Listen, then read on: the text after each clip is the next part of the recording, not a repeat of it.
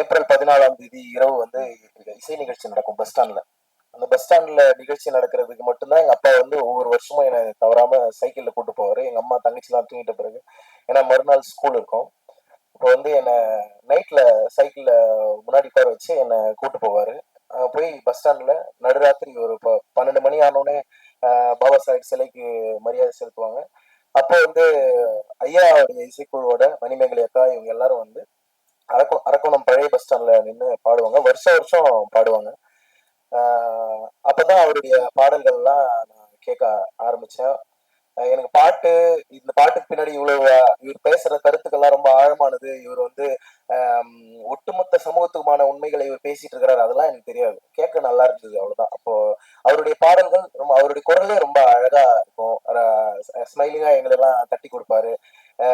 என்னை பார்த்து சிரிப்பாரு. அதுவே எனக்கு ஒரு பெரிய ஒரு பாடகர் என்னை பார்த்து சிரிச்சிட்டதே இன்னும் எனக்கு வந்து ஒரு பெரிய மகிழ்ச்சியா இருக்கும். அவர் தான் என்னை வந்து என்ன சொல்றது, ஒரு கலைஞர் என்னை வந்து தட்டி கொடுத்தது முதல்ல வந்து பாவலர் தலித் சுப்பையா ஐயா அவர்கள் தான். அவர் மேடையில பாடுவாரு, இந்த எங்களுக்கு பெயர் வைக்க உங்களுக்கு துணிச்சல் தந்தது யாரடா, எங்களுக்கு பெயர் வைக்க உங்களுக்கு துணிச்சல் தந்தது யாரடா, உங்களுக்கு பெயர் வைக்க எங்களுக்கு நிறைய ரொம்ப காத்திரமா கேள்வி கேட்கக்கூடிய நிறைய பாடல்களை வந்து அவர் பாடினதை நான் பார்த்திருக்கேன். எனக்கு அப்ப அது என்னன்னு புரியாது. ஆனா நான் ஸ்கூல்ல சும்மா போய் இதை பசங்களுக்கு எல்லாம் பாடி காமிச்சிருப்பேன். அப்புறம் இந்த பாட்டு தமிழக அரசியல் திரைப்பட கழிச்சிகள், அந்த பாட்டுலாம் வந்து ரொம்ப ஊரே விரும்பி கேட்பாங்க எங்க ஊர்ல எல்லாருமே. அப்போ வளர வளர ஆனா நான் வந்து இந்த வேல்யூபிளான ஒரு ஆர்ட் ஃபார்ம், இது இவர் பேசுறது வந்து ரொம்ப முக்கியமான ஒரு கருத்து அப்படிங்கறதெல்லாம் எனக்கு மாறிடுச்சு. தலித் சுப்பையா எங்க ஊர்ல வந்து பாடக்கூடிய ஒரு கலைஞர், அவ்வளவுதான். எங்க அப்பாவுக்கும் அவருக்குமான நட்பு தான் ரொம்ப நெருங்கியதா இருந்தது. அவங்க வருஷம் வருஷம் தவறாம அவரை கூப்பிடுவாங்க, பாட வைப்பாங்க. ஆனா நான் வந்து சிவில் சர்வீஸ் படிச்சுட்டு இருக்கும்போது ஒரு நாள் கேஷ்லெஸ் கலெக்டிவ் ஆடிஷன் நடந்தது. அந்த ஆடிஷனுக்கு நான் எனக்கு உண்மையாவே சிவில் சர்வீஸ் நான் படிக்கும்போது எனக்கு என்ன தோணுச்சுன்னா, இங்க படிக்கிற ஸ்கீம்ஸுக்கும் இங்க இருக்கிற ரியாலிட்டிக்கும் சம்மந்தமே இல்லைன்னு தோணுனே இருந்துச்சு. நம்ம கொடுக்குற சிலபஸ்ல இருக்கிற ஸ்கீம்ஸுக்கும் நம்ம இங்க ரியாலிட்டியில இருக்கிறதுக்கும் சம்மந்தமே இல்லை. இதை வந்து நம்ம வந்து ஒரு சிவில் சர்வெண்ட் ஆனா வந்து இதை சத்தியமா நம்மளால கேள்வி கேட்கவே முடியாது. ஏன்னா அந்த அநியாயத்தை செய்ய வைக்க போறதே உன் கையால தான் அப்படின்னு எனக்கு வந்து புரிஞ்சுது. அப்ப நான் வந்து ஒரு தடுமாற்றமான பீரியட்ல தான் கேஷ்லெஸ் கலெக்டிவ் ஆடிஷனுக்குள்ள நான் அட்டன் பண்றேன். அப்ப நான் போய் தலித் சுப்பையாவுடைய பாட்டு பாடிதான் நான் கேஷ்லெஸ் கலெக்டிவ் செலக்ட் ஆனேன். எனக்கு என்ன பாட்டு பாடுறதுன்னு தெரியல. அப்ப வந்து ரஞ்சித் அண்ணா இருக்கிறாரு, ஆரோன் தீட்சின் ஐயா இருக்கிறாங்க. இவங்கெல்லாம் பார்க்கும்போது இவங்கெல்லாம் உண்மையிலே ரஞ்சித் அண்ணா வந்து ஒரு மிகப்பெரிய சமூக எழுச்சியை, ஒரு விழிப்புணர்வை திரைப்படத்தின் வழியா ஏற்படுத்திருக்காரு. அப்ப அவர் முன்னாடி நின்று, நான் ஒரு காலேஜ் ஸ்டூடெண்ட், நான் பாடுவதற்கு எனக்கு ஒரு பாட்டே இல்லை. நான் ஒரே ஒரு தலித் சுப்பையா ஐயாவுடைய பாடல் தான் பாடினேன். ரஞ்சித் அண்ணா என்னை செலக்ட் பண்ணி என்னை வந்து சேர்த்துக்கிட்டாரு. இப்போ நான் ஆனா உடனே அதை என்னால ஐயா கிட்ட சொல்லல. எனக்கு அப்ப தொடர்பு கூட கிடையாது அவர்கிட்ட. அதுக்கப்புறம் மார்கழி மக்கள் இசைக்கு நான் கூடும்போது தான் ஐயா கிட்ட சொன்னேன், ஐயா நான் உங்க பாட்டு பாடிதாங்க ஐயா நான் வந்து இதுக்குள்ள செலக்ட் ஆனேன். அப்படியாப்பா, ரொம்ப சந்தோஷம்னு சொல்லி அதுக்கப்புறம் எனக்கும் அவருக்குமான நிறைய நினைவுகள் இருக்கு. அவரு என்னை பொறுத்த வரைக்கும் இந்த கலை என்பது வந்து ஒண்ணு சமத்துவத்தை வலியுறுத்துகிற கலை ஒரு பக்கம் இருக்கு, அசமத்துவத்துக்கு துணை போகிற கலை ஒரு பக்கம் இருக்கு. ரெண்டே சைடு தான் நான் நினைக்கிறேன். என்னுடைய சின்ன அனுபவத்துல நான் புரிஞ்சுக்கிட்டது வந்து, ஒண்ணு நீ உன்னை யாருன்னு சொல்லாத, நீ எல்லாத்தையும் மறைச்சிக்கிட்டு இந்த சமூகம் எப்படி இருக்கோ அதுக்கு அப்படியே ஒத்துவுது அப்படின்னா உன்னை நான் பிரபலம்னு ஏத்துக்கிறேன், உன்னை நான் வந்து பாடகர்னு ஏத்துக்கிறேன், உன்னை வந்து ஆனா உன் கதைகளை என்கிட்ட கொடுத்துரு. நீ சொல்ல வர பாத்தியா உன்னுடைய மக்களுடைய கதைகள் இது எல்லாத்தையும் என்கிட்ட கொடுத்து அப்படிங்கிற ஒரு வணிக மிருகங்களால் சூழப்பட்ட ஒரு இசை சூழல் தான் இந்த இசை சூழல். இதுதான் நான் புரிஞ்சுக்கிட்டேன். இப்படிப்பட்ட ஒரு சூழல்ல நான் வந்து தலித் சுப்பையா ஐயாவை பார்த்து நான் வந்து ஒரு ஆர்டிஸ்ட் ஆகி வந்துட்டேன். ஈவன் கேஷ்லெஸ் கலெக்டிவ்ல கூட நான் நிறைய முறை வந்து அவருடைய பாடல்களை தான் பாடணும், அவர் பாட்டு நம்ம எழுதவே தேவையில்லை, ஆக்சுவலி அவருடைய பாட்டை மட்டும் நம்ம பாடினாலே போதும் அப்படின்ற ஒரு ஆழமான நம்பிக்கை கூட எனக்கு இருந்தது. ஆனா அவருடைய பாடல்களை கேஷ்லெஸ் கலெக்டிவ்ல வைப்பதில் சிரமம் ஏற்பட்ட கூட எனக்கு ரொம்ப மனம் கஷ்டமா இருந்தது. இல்லையா அவர் கரெக்டா தானே பேசியிருக்காரு, அவர் பேசுனது எதுவுமே தப்பு இல்லையா, அவர் தானே ஆர்டிஸ்ட். ஆக்சுவலி அவர் மாதிரி ஒரு பாட்டு கூட இது வரைக்கும் நான் எழுதுனது கிடையாது. அவர் அளவுக்கு வந்து இந்த சமூகத்துக்காக, அதாவது முதல்ல பேசினார் அண்ணன் சொன்ன மாதிரி போராடுகிறவர்கள் தான் மக்கள், அவர்களை பற்றி பாடுவதும் எழுதுவதும் மட்டுமல்ல அவர்களோடு களத்திலும் நிற்பவர்களே உண்மையான மக்கள் கலைஞர்கள். அப்படி இருக்கும்போது நம்மளும் எவ்வளவு தூரம் களத்துல நின்று இருக்கோம் யோசிச்சு பார்த்தா ஒண்ணுமே கிடையாது. அவங்க தன் வாழ்நாள் முழுக்க அம்பேத்கரிய கொள்கைக்காக அவர் நின்றார். அது உண்மையிலே நான் ரீசெண்டா ஜெய்பீம் காம்ரேட்னு ஒரு டாக்குமெண்ட்ரி பார்த்தேன். அந்த டாக்குமெண்ட்ரி என்ன பயங்கரமா அழவச்சுன்னா இருந்தது. அதை இன்னும் பார்த்து முடிக்கவே இல்லை. நான் அதை நிறுத்தி நிறுத்தி பார்த்துன்னு இருக்கேன். என்னால அதை டைஜஸ்ட் பண்ணவே முடியல. ஏன் அம்பேத்கரிய பாடல்களை பாடுவதற்காக கலைஞர்கள் அவ்வளவு பேர் இந்த மகாராஷ்டிரால தொடங்கி தமிழ்நாட்டில இருந்து கேரளால இருந்து நிறைய கலைஞர்கள் அவ்வளவு வறுமை சூழலையும் ஏன் இந்த கருத்துக்களை ஆழமா பேசியிருக்காங்க. அவங்க நினைச்சிருந்தா அவங்க காம்ப்ரமைஸ் பண்ணி அவங்க தங்களை பற்றி மட்டுமே பாடல்கள் பாடி அப்படியே மானே தேனேன்னு பாடி இயற்கையை புகழ்ந்து பாடி எதுவோ பாடி வந்திருக்கலாம். ஆனா அவர்கள் முழுக்க முழுக்க மக்களுடைய வழிகளை மட்டுமே பேசியிருக்கிறார்கள். அதுல விலாஸ் கோகலேன்னு ஒரு பாடகர், அவர் அம்பேத்கர் சிலையை வச்சிருவாங்க, அந்த போராட்டத்துல கலந்து 10 பேரை துப்பாக்கி சூட்ல கொன்றுவாங்க. அதை பார்த்துட்டு அம்பேத்கரிய ஒற்றுமை ஓங்குக அப்படின்னு அவர் தற்கொலை செய்து கொண்டார். இதெல்லாம் பார்க்கும்போது நம்மள என்ன பாட்டு பண்ணிட்டோம் பெருசா. ஆனா நம்ம கையில ஏந்தி வைத்துக் கொண்டிருப்பது தலித் சுப்பையா ஐயாவுடைய இன்ஸ்பிரேஷன் தான். அவரை பார்த்துதான் நல்லா ஆர்டிஸ்ட் ஆகும். ஆனா அவரை மாதிரி நம்மளால இன்னைக்கு பாடிக்க முடியுமான்னா பாடிக்க முடியாது. நீ எங்குமே சினிமா உலகத்துல கூட நான் சினிமாவுக்கு பாட்டு எழுதலாம் நான் நினைக்கவே இல்லை. உண்மையாவே கேஷ்லெஸ் கலெக்டிவ்ல நான் தொடர்ச்சியா பயணிக்கணுங்கிறது மட்டும் தான் என் நோக்கமா இருந்தது. ரஞ்சித் அண்ணா என்னை கூப்பிட்டு உரிமையை மீட்போம்னு ஒரு பாடல் எழுத சொன்னது மட்டும்தான் என்னை சினிமாவுக்குள்ள கொண்டு வந்துச்சு. ஓகே, சினிமாவுக்குள்ள கூட நமக்கு ஒரு இடம் இருக்கு போல இருக்குன்னு நான் புரிஞ்சுக்கிட்டேன். ஆனா நாளடைவுல இன்னைக்கு நம்ம யோசிச்சு பார்க்கும்போது நீளம்ல வர சினிமாக்கள், ரஞ்சித் அண்ணன் எடுக்கிற சினிமாக்கள், இல்ல சமூக அக்கறை உள்ள இயக்குநர்கள் எடுக்கிற சினிமாக்களை தவிர மற்ற எந்த சினிமாக்களையும் நம்மளால இந்த சமூகத்தில் இப்படி ஒரு பிரச்சனை இருக்குது, இந்த சமூகம் சாதியா பிரிஞ்சிருக்குது, இந்த சமூகம் மனிதனை மனிதனா அங்கீகரிப்பதிலேயே சிக்கி திணறி கொண்டிருக்கு. நம்ம டிஜிட்டல் எரான்னு பேசுறோம், டெக்னாலஜின்னு பேசுறோம், எல்லா விதமான ஆடம்பரங்களையும் எல்லா விதமான நவீனங்களையும் கொண்டாடுகிற நாம் தான் கையால் மனிதன் மலம் அல்லது கண்டு காணாம போய்கிட்டே இருக்கிறோம். அப்ப அதை பற்றி பாடி பேசி ஆக வேண்டிய தேவை இன்னைக்கு இருக்கு. ஆனா இந்த வணிக சூழல் நம்மள என்ன பண்ணுதுன்னா ஃபில்டர் பண்ணி நீ இதெல்லாம் பேசாத, நீ இதெல்லாம் பேசாத, அதெல்லாம் பேசாத. ஒரு முறை எனக்கு ஒரு சம்பவம் நடந்தது. ஆக்சுவலி விஜய் டிவில இந்த என்ஜாய் என்ஜாய் பாட்டோட ப்ரமோஷன் நான் அதுக்காக போயிருந்தப்போ அப்ப நான் பாட்டு பாட சொன்னாங்க. நான் ஜெய்பீம் ஆந்தம் பாட்டு அந்த அரங்கத்துல. அப்போ அந்த அரங்கத்துல வேலை செய்கிற அந்த லைட் பிடிக்கிற அண்ணன்கள் ஓடி என்னை கட்டி பிடிச்சிட்டு சொன்னாங்க, தம்பி 8 வருஷமா இந்த இடத்துல யாருமே இருக்கா ஜெய்பீம்னு சொன்னது இல்லப்பா, நீதான்ப்பா பாடினேன், அந்த மாதிரி எல்லாம் சொன்னாங்க. நான் ஐயா கிட்ட போன் பண்ணி சொன்னேன். ஐயாவே ஆக்சுவலி பாத்துருக்காரு, ஸ்டேட் அண்ணன் மூலமான்னு நினைக்கிறேன். பார்த்துட்டு என்னோட போன்ல பேசும்போது சொன்னாரு, அறிவு நாங்க ரொம்ப பெரிய விஷயம்பா, நாங்க ஒவ்வொரு 10 பேரா 20 பேரா இந்த கருத்துக்களை கொண்டு போய் சேர்க்கறதுக்கு போராடுறோம், நீ போய் அவ்வளவு பெரிய இடத்துல பாடிட்டு வந்தியப்பா, அம்பேத்கர் உலகம் முழுக்க எடுத்து போய் சேர்த்துக்கப்பா அப்படின்னு சொல்லி ரொம்ப மகிழ்ச்சி அடைஞ்சாரு. நான் தலிச்சு போய் ஐயாவுக்காக என்ன செய்திட முடியும் பெருசா, அந்த மாதிரி சின்ன சின்ன விஷயங்கள் தான் நான் செய்திருக்கேன். ஆனா அந்த பாடலை நான் அந்த அரங்கத்தில் பாடிட்டு வந்த பிறகுதான் என் வாழ்க்கையில பல பெரிய பிரச்சனைகள் வந்தது. ஆக்சுவலி 1-2 கிடையாது. அப்பதான் நான் புரிஞ்சுக்கிறேன், ஓஹோ இது அடிப்படையில் மனிதனை மனிதன் சமம் என்று சொல்கிற தத்துவத்தை எதிர்க்கிறவர்களோட தான் நம்ம வேலை செய்திருக்கோம். We are not just fighting against சும்மா ஒரு அமைப்பு ஒரு கட்சி அப்படின்னு. war between human and inhuman.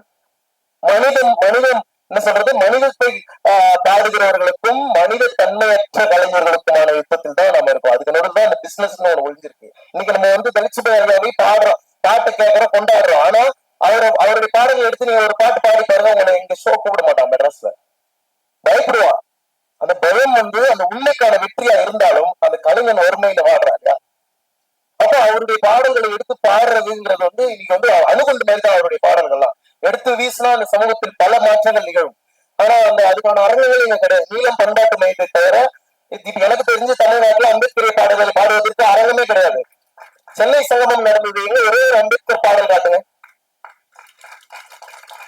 தலிச்சுபையாண்ட மண்டான எத்தனை ஆயிரம் கலைஞர்கள் இருக்காங்க தெரியுமா இந்த மக்களுக்காக, சமூக விடுதலைக்காக. இந்த சமூகம் ஒண்ணா எவ்வளவு வன்முறை, நீ எவ்வளவு கூரையை கொளுத்தின, நீ எவ்வளவு பேரை கொலை செய்த, நீ என்ன வன்முறை செய்த, மீண்டும் மீண்டும் உன்னை நான் நேசிக்கிறேன், உன்னோடு உரையாட விரும்புகிறேன், உன்னோடு அன்பு செலுத்த விரும்புகிறேன்னு சொல்லிட்டு அன்பை மட்டுமே கையில் ஏந்தி பூர்வ பௌத்த கலைஞர்களாக இந்த மண்ணில் ஆயிரக்கணக்கான கலைஞர்கள் இருக்கிறாங்க. அந்த தொடர்ச்சிதான் தலிச்சுபையா ஐயா அவர்கள் உண்மையிலே எதுக்காக அஜிடேட் ஆகாம இருக்கணுங்க. கோவம் இருக்காங்க, அந்த கோவத்தை நீ கண்ட்ரோல் பண்ணி நீ ஸ்மைலிங்கா தான் நீ ஹேண்டில் பண்ணி, நோ யுவர் லாங்குவேஜ், நீ இப்படி பேசணும், நீ இப்படி இருக்கணும். எனக்கு கேள்வி இருந்துட்டே இருந்தது, ஏன் இப்ப ஆதி கலைக்கோள் விழான்னு ஒண்ணு நடந்தது. அப்ப நான் யோசிச்சேன், இது என்ன தனியா ஒரு நிகழ்ச்சியா நடக்குது, ஏன் சென்னை சங்கமம் மாதிரியான நிகழ்வுகள்ல தலிச்சுபை ஐயா பாடல்கள் பாடலாமே. அதே மாதிரி வந்து இந்த ஐபின்னு ஒண்ணு சொல்றாங்க. இப்போ நம்ம பாடல்களை கொண்டாடுறோம், ஆனா பாடல்களுக்குரிய காப்புரிமைகளை முதலாளிகள் ஆளும் வர்க்கம் வச்சிருக்கலாம். அப்போ நீங்க என்னதான் வந்து இது எங்களுடைய பாட்டு, இது எங்க மக்களுக்கான பாட்டுன்னு நீங்க என்னதான் கொண்டாடினாலும் மொத்த ராயல்டிஸ் வந்து இங்க இருக்கிற ஆளும் வர்க்கத்துக்கு தான் போகும். அப்போ இதை எதிர்த்து நம்ம கேள்வி கேட்பதற்கு முடியாத அளவுக்கு இப்ப சினிமால கூட வந்து ஒரு ரெவல்யூஷன் நடந்துச்சு தேங்க்ஸ் டு ரஞ்சித் அண்ணா. உண்மையாவே சினிமா வந்து ஒரு இன்னைக்கு ஒடுக்கப்பட்ட மக்களுடைய கதைகளை சொல்லணும்னா ரஞ்சித் அண்ணன்ங்கிற துணை இல்லாம அவருடைய அட்வைஸ் இல்லாம அவருடைய பார்வை இல்லாம ஒரு படைப்பு இங்க வெளியில வர முடியாதுன்ற ஒரு சூழல் இருக்கும்போது இவ்வளவு பேர் அதை வந்து பார்த்துக்கிட்டு இருக்கிறோம், கூர்மையா கவனிச்சு. ஆனா இசை சூழல்ல அப்படி கிடையவே கிடையாது. அது முழுக்க முழுக்க என்ன சொல்றது 99% வந்து ஆதிக்க வர்க்கத்தினால் கட்டுப்படுத்தப்படுகிற ஒரு துறையா இருக்கும்போது அங்க வந்து நீங்க ஒரு அம்பேத்கர் பாட்டு பாடுறதோ ஒரு ஜெய்பின்னு சொல்றதோ அறுபதுக்காக பார்க்கப்படுகிறீங்க. ஆனா நீங்க அம்பேத்கருடைய பாடல்களை தலித் சுப்பையாவுடைய பாடல்களை கேட்கலன்னா அம்பேத்கருடைய பாடல்களை நீங்க பாடல் என்றால் இந்த சமூகத்தில் உண்மையாவே சாதி ஒழிப்பு என்பது சாத்தியமே கிடையாது. எந்த விதமான சமூக மாற்றமும் சாதி என்கிற அடித்தளத்தில் இருந்து உங்களால் கட்டவே முடியாது. அப்படி நீங்கள் கட்டினீர்கள் என்றால் அது உறுப்புல கெட்டு உருப்படாமல் போகணும் பாபா சாஹேப் அம்பேத்கர் சொல்றாரு. அப்படியான ஒரு ஸ்பேஸே கிடையாது. நீளம் பண்பாட்டு மையத்தை தவிர தமிழ்நாட்டுல ஈக்குவாலிட்டியை பேசுறதுக்கான ஸ்பேஸே கிடையாது. நீங்கள் சமத்துவத்தை தான் நான் பேசிட்டு இருக்கிறோம். மனிதனுக்கு உனக்கு முன்ன மாதிரி நானும் சமம் மட்டும்தான் பேசிட்டு இருக்கிறோம். ஆனா இந்த போராட்டத்துக்கு நான் எதுக்கு 2025 வரைக்கும் வரணும்? 2025 வந்து நான் வந்து நானும் ஒண்ணு மாதிரி மனுஷன், நானும் ஒண்ணு மாதிரி மனுஷன் இப்படின்னு சொல்லிக்கிட்டே இருக்கிற இந்த இந்த இந்த சூழல் இன்னைக்கு கலைத்துறையிலும் நிலவுது. அதை எதிர்த்து நாம் எல்லோரும் வந்து ஒரு ஒரு இயக்கமா நம்மளால செயல்படணும். குறிப்பா தமிழ்நாட்டுல தென்னிந்தியாவில் இருக்கக்கூடிய நிறைய அம்பேத்கரிய பாடகர்களை நம்ம ஒன்று சேர்க்கணும். அம்பேத்கரிய கலைஞர்களால் மட்டும்தான் இந்த சமூகத்தை ஒன்று சேர்க்க முடியும். இப்ப நான் கூட ஒரு பக்கம் கோல்டன் ஸ்டார் எழுதுறேன், ஒரு பக்கம் ஃபீல் லைக் எனக்கு இந்த நேரத்துல வந்து குழப்பம். ஆனா நான் யோசிப்பேன் நம்ம எப்படி வந்து இந்த இடத்துல எப்படி நிக்கிறது. எனக்குள்ள இருக்கிற தலித் சுவையால அவருடைய வார்த்தைகள் வந்து என்ன வந்து சில நேரம் ரொம்ப கேள்வி கேட்கும். அப்புறம் மனசு கேட்காம ஒரு முறை எனக்கு வந்து இளையராஜா அவர்களை சந்திக்கிற ஒரு வாய்ப்பு கிடைச்சது. அப்ப நான் போகும்போது என்ன கொண்டு போறது அவர்கிட்ட, ஒரு இசை ஞானி அவர்களிடம் நான் போய் என்ன பேச போகிறேன் எதுவுமே தெரியல. ஆனா நான் யோசிச்சப்போ நான் ஒன்னே ஒண்ணு மட்டும்தான் இசைஞானி இளையராஜா ஐயா கிட்ட கொண்டு போய் காமிச்சேன். அதுதான்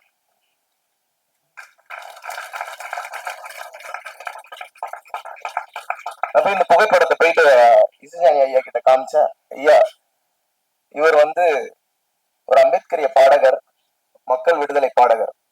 தன் வாழ்நாள் முழுக்க மக்களுக்காக மட்டுமே பாடியவர். ஆனா அவர் வாழ்க்கையில யாரையுமே புகழ்ந்து எழுதுனது, ஒரு மனிதனை அவர் புகழ்ந்து எழுதியதே கிடையாது ஐயா.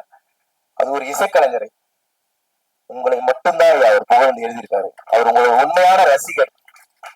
அவருடைய புகைப்படத்தை நீங்கள் தொட வேண்டும்னு நான் கேட்டேன். இசைஞானி ஐயா இந்த புகைப்படத்தை தொட்டார்.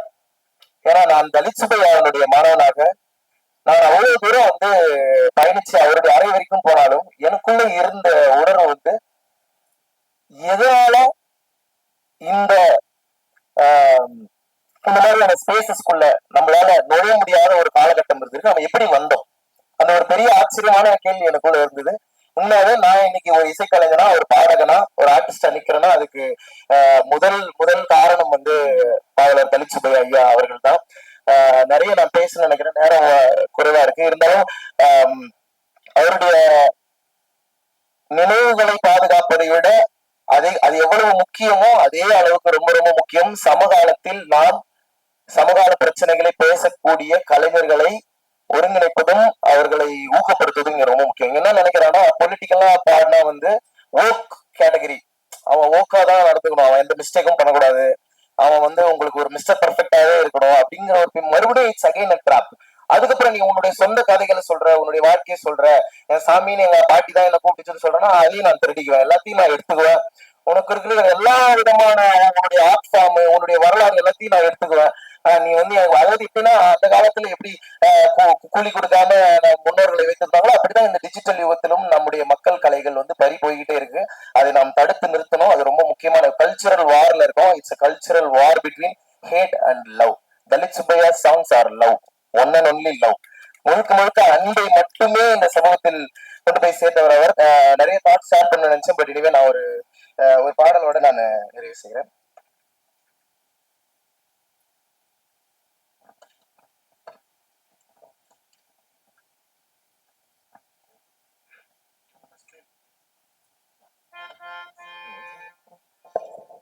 தன்னை புறம் என்றெடுத்த பாண்டவரி வரதராஜன் சோதரர் சேரி எங்கள் சிந்தையை கவர்ந்த இளையராஜா பண்ணைபுரம் இன்றெடுத்த பாண்டவரி பாவலர் வரதராஜன் சோதரரி பண்ணைபுரம் இன்றெடுத்த பாண்டவரி பாவலர் வரதராஜன் சோதரரி சேரியில் பூத்த கருப்பரோஜா சிந்தையில் கவர்ந்த இளையராஜா எங்கள் சிந்தையில் கவர்ந்த இளையராஜா பஞ்சமர்க்கு இசைவாதம் படைப்பிலே இல்லை என்றார் பஞ்சமர்க்கு இசைவாதம் படைப்பிலே இல்லை என்றார்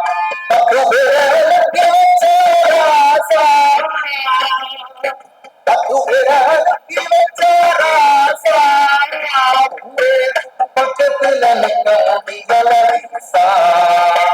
உங்க பக்கத்துல நிக்க முடியல